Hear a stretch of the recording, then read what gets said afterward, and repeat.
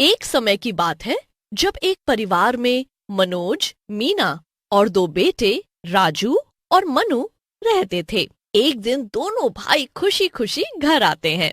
माँ, हमारी अब पूरे 4 दिन की छुट्टी है।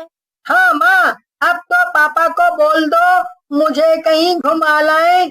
हाँ माँ, कितने दिन से हम कहीं नहीं गए। ठीक है, थोड़ा शांति रखो। जब पापा शाम को ऑफिस से आएंगे तब उनसे बात कर लूंगी। तुम दोनों अभी खाना खाओ, चलो। राजू और मनु खुशी से कूदने लगते हैं और शाम को अपने पापा के आने का इंतजार करने लगते हैं। शाम को जैसे ही मनोज घर आता है तो मीना मनोज को बच्चों की छुट्टियों के बारे में बताती है। ओह अच्छा, तो ऐसी बात है। कोई नहीं, हम भी चलेंगे घूमने। तुम लोग पैकिंग कर लो। फिर सब लोग घूमने निकल पड़ते हैं। सब लोग बड़ी ही खूबसूरत सी जगह घूमने जाते हैं। वहाँ की हवा इतनी अच्छी और ताजी होती है कि सबका मन खुश हो जाता है। राजू और मनु वहाँ बगीचे में खेलते हैं। देखो तो बच्चे कितने खुश हैं। हाँ सच में, और अच्छा हुआ हम यहाँ आ गए। आकर इतना अच्छा महसूस हो रहा है। मैंने भी कब से छुट्टी नहीं ली थी। हाँ, आप सही बोल रहे हो। मनोज और मीना आपस में बातें कर रहे होते हैं और दूसरी तरफ मनु और राजू बगीचे में खेल रहे होते हैं। तभी राजू को पेड़ पर एक तोता दिखता है। वो तोता बड़ी अजीब तरह से उसको देख रहा होता है। देख मन्नू, उस पेड़ पर तोता बैठा है। वो कैसे हमारी तरफ ही देखे जा रहा है। बड़ा ही अजीब लग रहा है मुझे तो। अरे तू भी ना राजू, तोता ही तो है। तू तो बहुत ही डरपोक है। चल अब यहाँ से चलते हैं, वरना मम्मी गुस्सा करेंगी। राजू और मनु वापस जाने लगते हैं, पर राजू बार बार उस तोते को पलट पलट कर देख रहा होता है।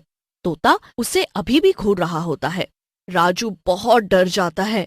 मनु भी उस तोते को देख बड़ा घबरा जाता है, पर वो राजू को कुछ नहीं बोलता क्योंकि राजू बहुत ही डरपोक होता है।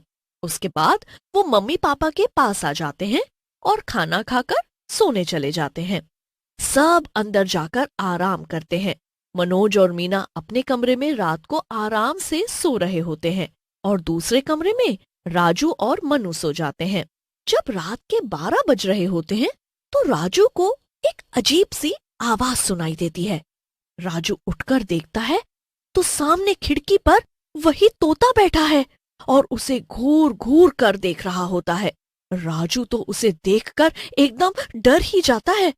ये खिड़की मैंने खुद अपने हाथों से रात को बंद की थी, तो ये खुल कैसे गई? और ये वही तोता है। कितनी अजीब तरह से देख रहा है मुझे। आखिर इसे कैसे पता चला मैं यहाँ हूँ? मुझे तो कुछ गड़बड़ लग रही है। मैं क्या करूँ? राजू जैसे तैसे हिम्मत करके एक डंडा उठाता है और खिड़की के पास उस तोते को भगाने जाता है। जैसे ही राजू उस तोते के पास पहुंचता है तो तोते की शक्ल भूत में बदल जाती है और वो तोता देखते ही देखते राजू से भी बड़ा हो जाता है। राजू चिल्लाने की कोशिश करता है, पर उससे पहले ही वो तोता राजू को अपने पंजों में दबोचकर उड़ा ले जाता है। राजू को वो तोता दूर उड़ा कर ले जाता है और मनु बस चिल्लाता रह जाता है। काफी दूर जाकर एक घना जंगल होता है। वहां एक बहुत पुराना किला होता है। वो किला देखने में ही बड़ा डरावना होता है। राजू ये सब देखकर बहुत घबराया हुआ होता है। उसे समझ नहीं आ रहा होता कि आखिर वो कहाँ आ गया है। ये मैं कहाँ आ गया हूँ? ये कैसी जगह है? कौन हो तुम? मुझे यहाँ क्यों ले आए? मैंने वही किया जो मेरी रानी का हुक्म था। मैं तो उसका गुलाम हूँ। रानी? कौन रानी? इतने में सामने से भयानक शक्ल की चुड़ैल चलकर आ रही होती है। कोई बचाओ मुझे! मम्मी, पापा, प्लीज मुझे इस चुड़ैल से बचाओ। कोई नहीं बचाएगा। एक बार जो यहाँ आ जाता है वो वापस नहीं जाएगा। अब बस मुझे इस बच्चे को अमावस तक कैद करके रखना है। उस रात मैं इसकी बलि दूंगी और मेरी शक्तियां 100 गुना ज्यादा हो जाएंगी। चुड़ैल राजू को एक पिंजरे में बंद कर देती है। पूरी रात राजू पिंजरे में बंद रोता रहता है। सुबह हो जाती है और फिर मनु उठकर राजू को ढूंढने लगता है। अरे, ये इतनी सुबह सुबह कहाँ गायब हो गया? मनु राजू को ढूंढता हुआ अपने मम्मी पापा के कमरे में पहुंच जाता है। अरे, तुम आ गए? राजू कहाँ है? अभी तक सो रहा होगा पक्का, है ना? मैं तो उसी को ढूंढ रहा हूँ, वो तो कमरे में है ही नहीं। तो कहाँ गया सुबह सुबह? अरे यहीं कहीं खेल रहा होगा बाहर, इतना क्यों परेशान हो जा। सब लोग बाहर जाकर राजू को देखते हैं, पर राजू कहीं भी नहीं दिखता।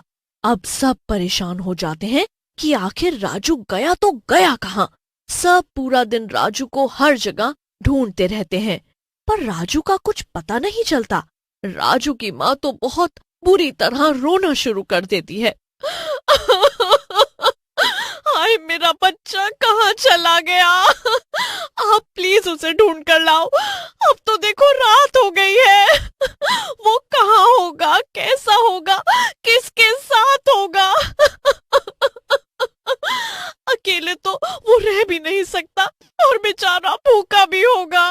मन्नू, तुम बताओ कुछ कि राजू आखिरी रात को तुम्हारे साथ ही सोया था ना?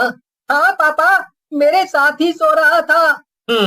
चलो एक बार इनके कमरे में जाकर चेक करते हैं।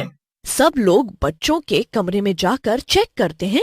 तभी मन्नू की नजर वहाँ पड़े कुछ पंखों पर पड़ जाती है।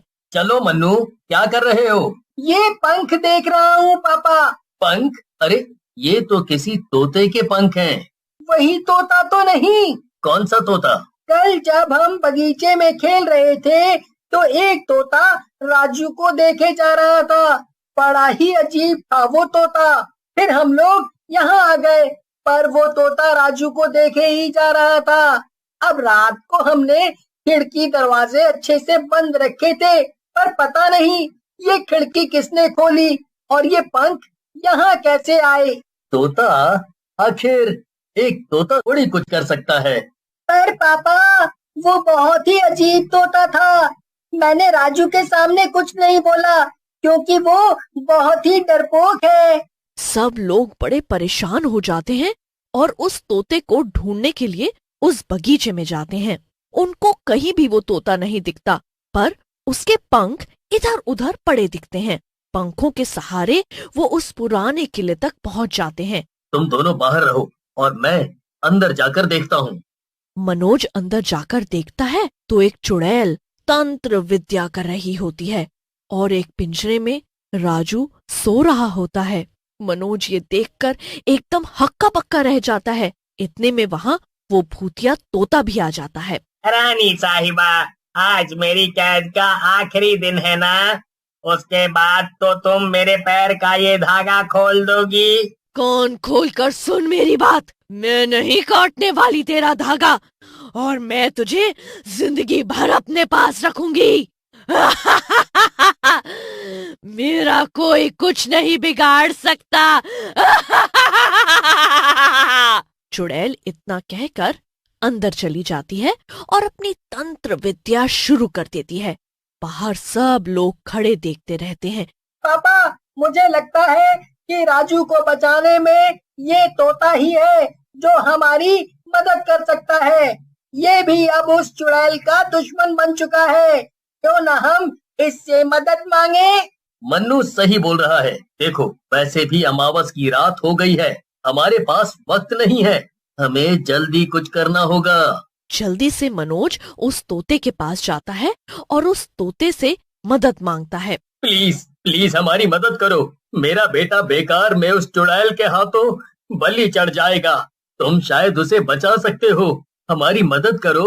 मैं खुद कैद में हूँ उस चुड़ैल की, तो मैं तुम्हारी क्या मदद करूँगा? देखो, मुझे पता है कि तुम इस धागे के कटने के बाद आजाद हो जाओगे, तो मैं तुम्हारा ये धागा काटने को तैयार हूँ, पर उससे पहले तुम्हें मेरे बेटे को बाहर लाना होगा।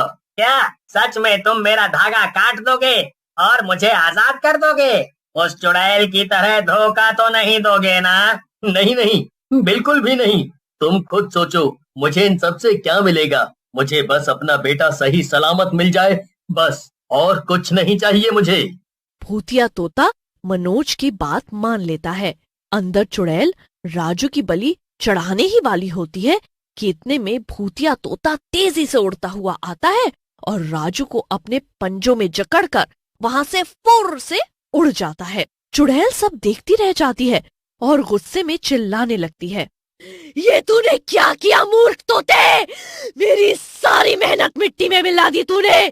मैं तुझे नहीं छोड़ूंगी, तुझे कभी आजाद नहीं करूंगी। भूतिया तोता पुराने किले के बाहर आता है, उन्हें सही सलामत छोड़ देता है। सब उसका बहुत शुक्रिया करते हैं। तुमने हमारी बहुत मदद की। अब मेरा फर्ज है कि मैं अपना वादा पूरा करूं और तुमको आजाद कर दूं। मनोज भूतिया तोते के पैर का जैसे ही लाल धागा तोड़ता है, वैसे ही वो एक आदमी में बदल जाता है। मुझे उस चुड़ैल ने तोते में बदल दिया था और उसने कहा था जब मैं उसे बलि के लिए एक बच्चा ला कर दूंगा तभी वो मुझे आजाद करेगी। इसीलिए मुझे तुम्हारे बच्चे को ले जाना पड़ा, मेरी भी मजबूरी थी। देखो, अंत भला तो सब भला। अब तुम भी आजाद हो और मेरा बच्चा भी हमारे पास है। सब खुश हो जाते हैं और अपने अपने घर वापस चले जाते हैं।